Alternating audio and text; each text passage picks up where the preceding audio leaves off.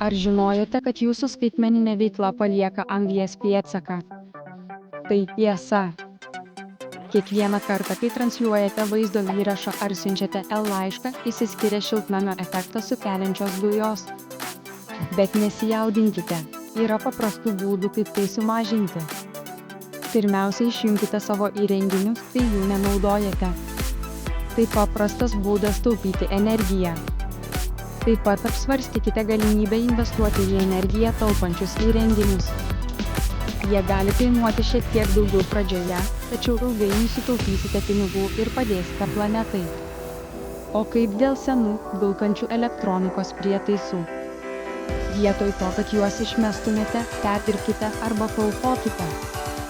Tai sumažina elektroninių atliekų kiekį ir neleidžia kenksmingoms medžiagoms patekti į sąvartynus. Galiausiai atkreipkite dėmesį į paslaugas, kurias naudojate. Rinkitės tas, kurios savo duomenų centrams naudoja atsinaujinančią energiją. Šiais mažais pokyčiais galite reikšmingai sumažinti savo skaitmeninį anglies pėdsaką ir prisidėti prie sveikesnės planetos.